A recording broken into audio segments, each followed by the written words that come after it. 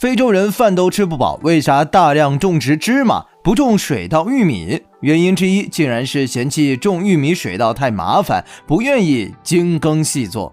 非洲在我们的眼里是一个饥荒十分严重的大陆，非洲北部有大片的撒哈拉沙漠。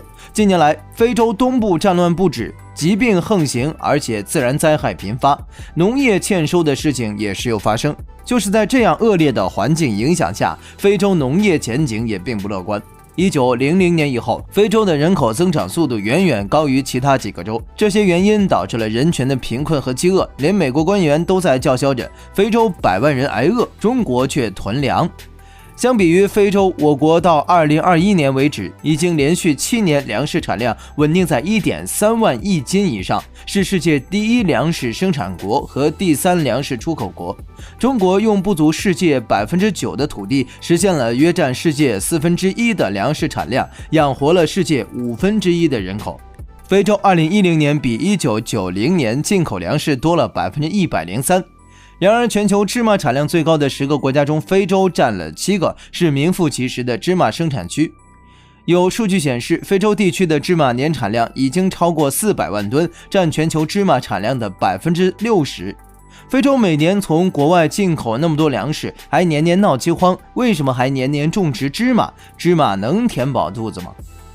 我国当年同样陷于粮食危机中，但是通过大力发展粮食作物，现在已经成为世界粮仓之一。为什么非洲不大力种植水稻、玉米等粮食作物呢？这或许和非洲自身气候、土壤环境以及非洲人的性格有关。非洲可种植的土地大部分都是红土壤，跟高温多雨形成的水蚀作用有关。这种土地富含铁、铝等矿物质，但是有机质少，酸性强，而且土地黏重。在我国南方有大片红土地，但是我国已经通过各种手段改良了土地，但非洲很明显没有这么好的物质条件。芝麻偏偏喜欢透水的土壤和温和的天气，在几千年前，芝麻就在非洲扎下了根，可以说它是非洲土生土长的经济作物，有着先发的优势条件。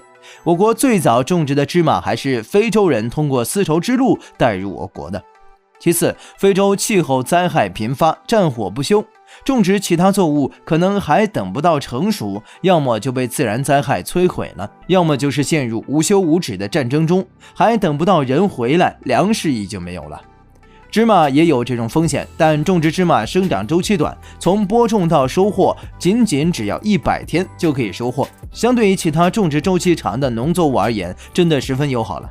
最后，非洲的农业生产水平落后，基础设施差，工业基础薄弱，要从事复杂的生产劳动对非洲人来说是一个不小的挑战。非洲人习惯了往土里撒一把种子，等到时机成熟就去收割。种植芝麻工序简单，成本低，而且种植之后只需要浇水，然后就不用管了，等到时机成熟后收割即可。而且芝麻收割起来也丝毫不费事，镰刀收割芝麻杆，敲打即可获得芝麻。